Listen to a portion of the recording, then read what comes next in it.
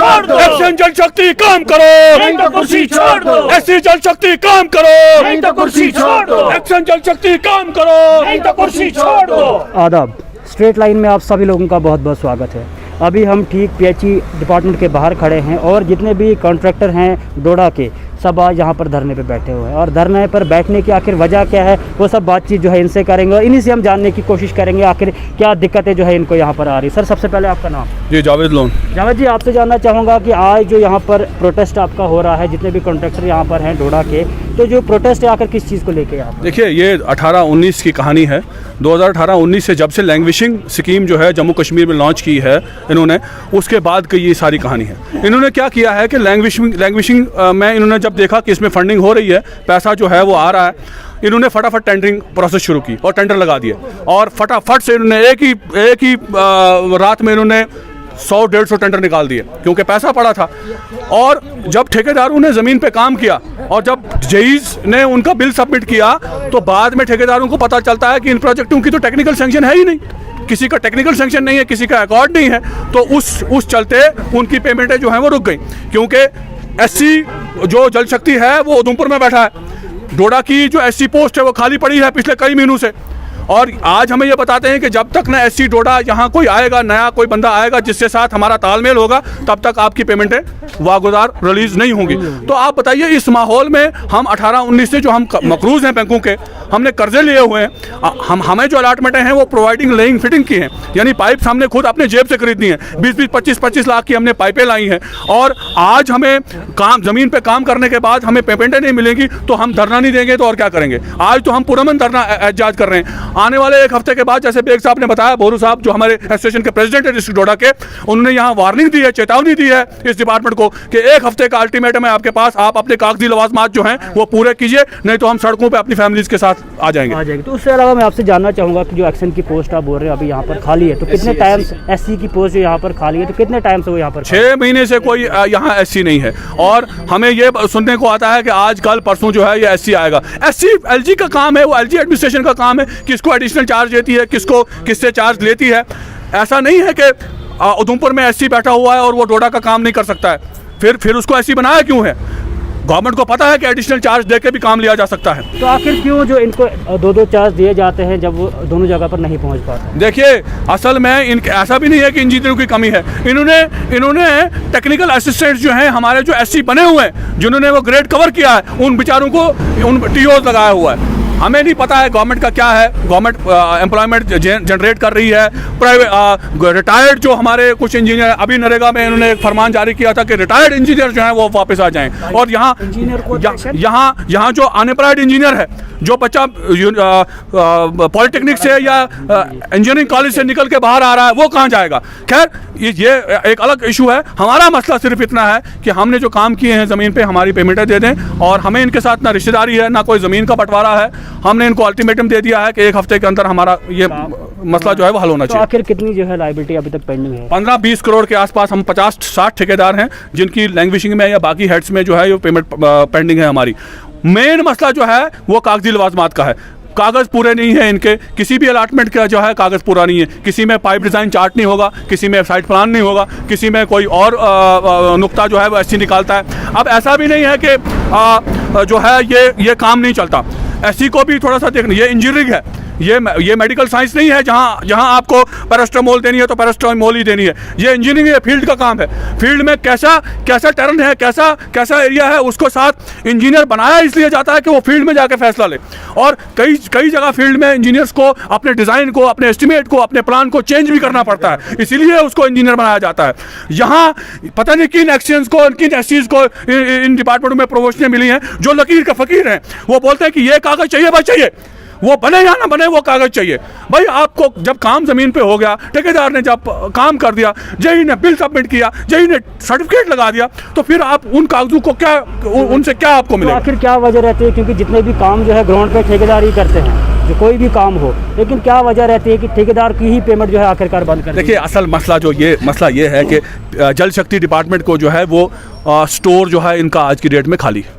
क्योंकि इनको आदत पड़ी हुई थी डिपार्टमेंटल काम करने की। ये रिजर्वायर भी खुद ही बनाते थे, लेइंग फिटिंग भी खुद ही करते थे और सब कुछ ये खुद ही करते थे। और आई वॉश के लिए ये कभी साल में 5, 10, 15, 20 टेंडर निकालते थे और वो इनका एक नेक्सस था।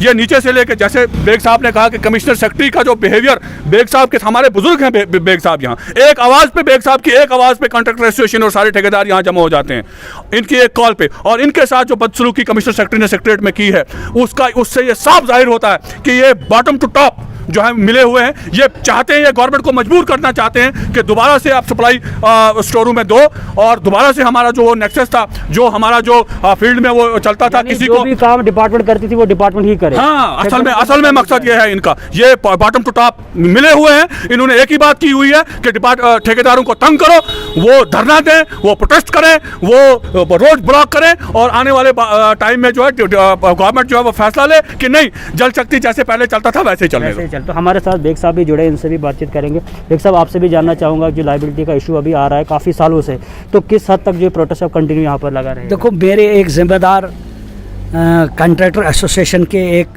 मेंबर ने आपसे डिटेल इंटरव्यू किया। मेरे साथ अमजद साहब वानी भी हैं, इनकी 55 लाख रुपये लाइबिलिटी है। मेरे साथ जितने भी ठेकेदार यहाँ हैं, निसार साहब हैं, ये अपना बच्चा है मेरा बेटा तौहीद, ये डार साहब है दूसरा, सबकी 30-30 लाख, 40-40 लाख, 50-50 लाख की लाइबिलिटीज़ें यहाँ पे पड़ी हुई हैं। पिछले बहुत सालों से हम इनसे मुदबराना गुजारिशें करते हैं, लेकिन ये टास से मसले हो रहे हैं। हमने इनके चीफ इंजीनियर से भी, पीएचई चीफ इंजीनियर से जम्मू प्रोविंस से भी बात की। वो यहाँ आए मीटिंग में, उसने हमसे मीठी मीठी बातें की, लेकिन मैंने वहाँ भी अंधेरा ही देखा। मैं जनरल सेक्रेटरी हूँ इस कॉन्ट्रैक्टर एसोसिएशन का और एक ज़िम्मेदार ओहदा रखने की हैसियत से बात करता हूँ। अब हम श्रीनगर गए थे क्योंकि हमें नामुमकिन बनता है श्रीनगर जाना यहाँ के लोगों को। अब हम श्रीनगर गए थे तो श्रीनगर में हमने अपने कमिश्नर सेक्रेटरी साहब एम राजू साहब के पास गए थे बड़े उम्मीद के साथ, लेकिन वो नहीं थे। फ्राइडे को वो चले गए थे, हम सैटरडे संडे मंडे रुके, 3 छुट्टियाँ थी कंसेक्टिव। तो हम ट्यूसडे को उनको मिलने गए, हमने उनको चिट भेजा तो उन्होंने मिलने से इनकार कर दिया, क्योंकि ही नोज़ कि ठेकेदारों की हालात क्या है, किस तरह की हालात हैं, क्योंकि वो राब्ते में है चीफ इंजीनियर से। उसने इनकार कर दिया मिलने से, जबकि उसको इनकार नहीं करना चाहिए था, उनको इनकार नहीं करना चाहिए। उन्होंने हमारे जो प्ली थी वो सुननी चाहिए थी और उस पर एक्शन करना था, लेकिन वो ऑलरेडी हुए हैं इनके साथ। तो उसने हमारी प्ली सुनने से इनकार कर दिया। तो उसने बोला कि मैंने बात ही नहीं करनी है, उसने अर्दली ने बोला मैंने बात ही नहीं करनी है, आप चीफ इंजीनियर से बात करो। फिर मैंने उनको पर्सनल सेक्शन में जाके उनको बोला, भाई ये तो ऑफिसर है, तैनात है, गवर्नमेंट का ऑफिसर है, तो इसको तो हमारी बात सुननी ही होगी।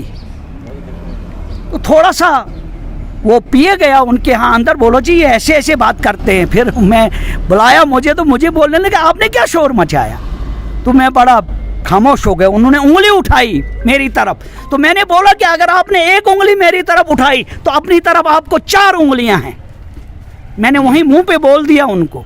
मैंने कहा अगर आपने मेरी तरफ उंगली उठाई, एक जिशूर मोजिज शहरी के साथ और एक मोजिज ठेकेदार के साथ, जो मेरा अंतिम टेनवर जा रहा है अब ठेकेदारी का, कॉन्शियस अब एलो नहीं करती हैं। तो उन्होंने जब ऐसे उंगली उठाई तो मैंने कहा कमिश्नर साहब आपको 4 उंगलियां अपनी तरफ भी हैं, हाँ आप बोलो। मैंने कहा अब आपने रखा ही क्या बोलने के लिए, तो हम यहाँ बोलेंगे।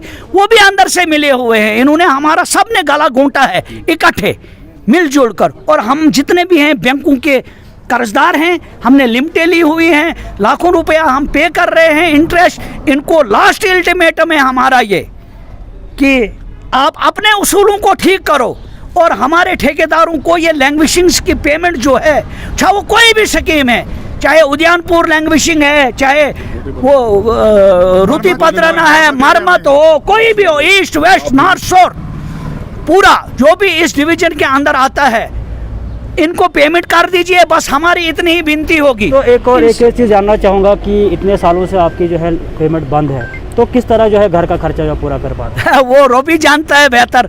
नए नए पैसे हम उधर से ले रहे हैं और ये कोविड की महामारी हालात ख़राब, नए नए पैसे हम दूसरे अलाटमेंटों के पैसे हम बैंकों से ले रहे, वो पैसे खर्च कर रहे हैं इस पीएचई के इस हालात से।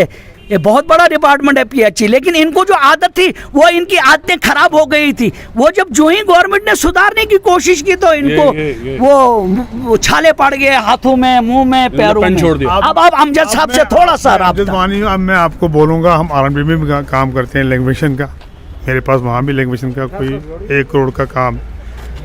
मेरा बिल गया नहीं तो एक्सीडेंट ने 5 मिनट में कर दिया, ना कोई प्रॉब्लम आ गई ना कोई कुछ आ गई। आदमी उसी के खिलाफ बोलता है जो ठेस पहुंचाता है। मेरी अलाटमेंट थी, मुझे डी आज भी बोलता है वानी थोड़ा सा देख लो, वो ख़त्म कर लो काम में, पैसा मेरे पास पड़ा है। एक्सीडेंट बोलता है उधर से, मेरा अभी 50 लाख का वहाँ काम पड़ा है जो मैं कर ही नहीं सकता हूँ जब पेमेंट ही नहीं होगी। गवर्नमेंट कहती है भाई जगह जगह पानी पहुँचाओ, डिपार्टमेंट बोलता है कि ये कब के फेल हो जाएं ठेकेदार, इनके पास पैसा ना रहे, इनको हम तंग करें। फिर एक चिट्ठी यहाँ से जाएगी कमिश्नर को, भाई ठेकेदार काम नहीं करते हैं, डिपार्टमेंटली हम काम उठाएंगे एज यूजुअल जैसे हम पहले कर रहे थे। यानी जो करप्शन डिपार्टमेंट लेवल पे पहले हो रही थी वो जब खत्म यहाँ पर हुई तो उसके बाद वो चाहते हैं कि जिनको ये काम मिला है वो भी खत्म हो जाए, वो भी खत्म हो जाए ताकि पाइपें फिर चले। सरकार पाइपें भेजे, गवर्नर को रिपोर्ट लिखेंगे भाई जो ठेकेदार हैं वो काम ही नहीं करना चाहते हैं, टेंडर निकालते हैं। इन्होंने एक मेडिकल कॉलेज का टेंडर निकाला, 5 बार निकाला टेंडर। मैं एक्सीन के पास गया, कहता वानी बेग साहब भी साथ थे, काफ़ी कहा यार टेंडर एक दे दो यार, मुझे कमिश्नर ने बड़ा तंग किया। मैंने कहा कौन सा? कहता आपके घाट में ही मेडिकल कॉलेज है, वहाँ 100 सीटें आनी हैं मेडिकल की, तो उनके लिए पहले पानी होना चाहिए। उसका जो कमिश्नर है, प्रिंसिपल है, वो कहता है पहले पानी पहुँचाओ फिर मैं सीटें निकालूंगा। मैं ऐसे कहाँ निकालूंगा? मैंने कहा सर अपना लोकल काम है, ये मेडिकल कॉलेज दिया है, सेंटर ने मेडिकल कॉलेज दिया है, ये आज़ाद साहब के टाइम का हुआ था मेरे ख्याल में। तो उसके बाद फिर बीजेपी वालों ने भी इंटरेस्ट बढ़ाई, काम चला। आखिर में क्या उम्मीद रहेगी अब आपकी लेफ्टिनेंट गवर्नर से? लेफ्टिनेंट गवर्नर या तो उसके नॉलेज में बात पहुंचती नहीं है। अब हमारे बेग साहब कमिश्नर के पास गए तो बेग साहब की हालत आप देखते हैं कैसी है। ये इसको उठाया, मैं सियासी घर का आदमी हूँ, कमिश्नर को पता चलता कि कौन आया मेरे चैम्बर में। हम ठेकेदार हैं, उससे ऊंचे हैं, वो कमिश्नर है कुर्सी पे, हम कमिश्नर हैं बाहर भी। जो एक क्लास ठेकेदार होता है वो मामूली नहीं होता है, उसके पास पावर होती है करोड़ों की। काम हम करते हैं, इनके बच्चे पालते हैं। वो क्या ठेकेदार को भाई उंगली उठाएगा ठेकेदार? काश मैं वहाँ पे नहीं था। मैं भी सियासी घराने से ताल्लुक रखता हूँ, मेरा दादा 10 साल में ले रहा है, मेरा चाचा रहा है, मैं खुद सियासत में हूँ।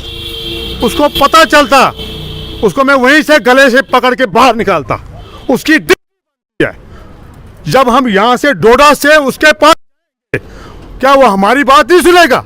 हम बाल बच्चों वाले नहीं है, हमारा बैंक का कर्जा है। वो उंगली उठाएगा मेरे ठेकेदार के लिए? उसको समझ नहीं है। वो याद रखेगा जिस दिन मुझे मिलेगा, इंशाल्लाह जिंदगी वो वहाँ रहे, मैं जाऊँगा। इतनी खुंदक लगी मुझे। बुजुर्ग आदमी, सफ़ेद बाल है इसके। कमिश्नर है तो क्या हुआ? गवर्नर ने किस लिए रखा उसको? पब्लिक की बात सुने, ठेकेदारों की बात सुने। लास्ट पोस्ट पे वही होता है, जब वो बोलेगा जी उंगली ऐसे उठाएगा ठेकेदार के लिए। क्या ठेकेदार इतना गिरा हुआ है? ठेकेदार के पास कुछ ही नहीं है, ठेकेदार हैंडीकैप हुआ है। इनको हम दिखा लेंगे अगले 10 दिन में, पूरी देंगे हम कॉन्स्टिट्यूंसी की, पूरा डिस्ट्रिक्ट हिला देंगे, तमाम डिस्ट्रिक्ट ठेकेदार आ जाएंगे। तो आखिर में क्या उम्मीद रहेगी आपकी? आखिर में उम्मीद तो कुछ नहीं है फिलहाल।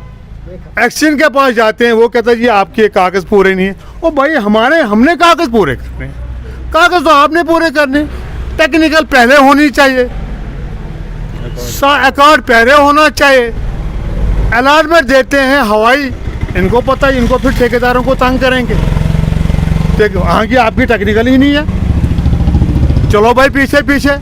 अब जी ऐसी उधमपुर है, उधमपुर को मैंने एक दिन फ़ोन किया, उधमपुर ऐसी को मैंने कहा आपने, आप बोलते टेंडर नहीं डाल रहे हैं, आप 10 दिन हो गए, टेंडर आप क्यों नहीं खोलते हो? टेंडर किस नहीं है, क्यों नहीं खोलते हो? उसकी वहाँ से बात है कि टेंडर जब मर्जी है एक्सचेंज खोल सकता है, या जो होगा उसमें आप अथोराइज नहीं है, उसकी अथोराइज नहीं है। आप इतने ये गिरे हुए, इतने मस्त हुए हैं गवर्नर राज में। या अगर आखिरी 10 दिनों में आपकी जितनी भी लायबिलिटी नहीं दी गई, देखिए मैं आपको बैठूंगा, आखिरी 10 दिन में सिर्फ हम लोकल बुलाएंगे जो हमारी कॉन्स्टिट्यूंसी है डोडा की, उनके जितने भी ठेकेदार हैं मैसेज कर लेंगे, कम से कम 1000 ठेकेदार आ जाएंगे। तीसरा हमारा स्टेप होगा, इसमें हम ही दलदल में फंसे, किश्तवाड़ भी है, रामबंद भी है, बुधरवा भी है, बाहनाल भी है, हम पूरा अरेंजमेंट कर देंगे ठेकेदारों का यहाँ रात को बैठने का, इतनी पावर हम में है। 2-4 दिन यहीं बैठेंगे। यानी प्रोटेस्ट आपका कंटिन्यू यहाँ पर कंटिन्यू रहेगा, क्योंकि जब तक हमारी पेमेंट नहीं होगी, मैं ये चेक करें मेरे अकाउंट खाली है, ऐसे काम नहीं चलते हैं। हम बैंक से लेते हैं, करोड़ रुपया लेते हैं, फिर काम चलते हैं। शुक्रिया। तो आखिर में आपका क्या रहेगा? जनाब, हमारे तमाम ठेकेदारों ने आपके सामने अपने ख्यालात तो रख ही लिए। मेरे ख्यालात है ये कि एक ज़िम्मेदार होने के नाते कि जो मेरे भाइयों का फैसला होगा, जो मेरे एसोसिएशन का फैसला होगा, वो हमारा हाथमी फैसला होगा, वो हम मिलकर फैसला करेंगे कि हम दूसरा कदम किस खूंखार खतरनाक हम अब वो खूनी शेर बन गए हैं। हम पैसे के बगैर हमसे बर्दाश्त नहीं हो रहा है।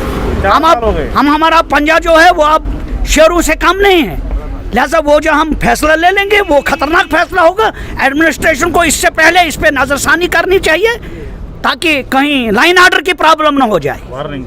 ये वार्निंग है मेरी। तो आप देख सकते हैं क्या कहना था जितने भी कॉन्ट्रैक्टर एसोसिएशन डोडा में है, खास तौर पर क्या कहना था इनका कि अगर जो है इनकी पेमेंट नहीं दी गई कुछ ही दिनों बाद तो बहुत बड़ा हंगामा जो है डोडा में हो सकता है। तो आगे भी जुड़ते रहे स्ट्रेट लाइन के साथ, ऐसी ऐसी खबरों के साथ आपको रूबरू कराते रहेंगे।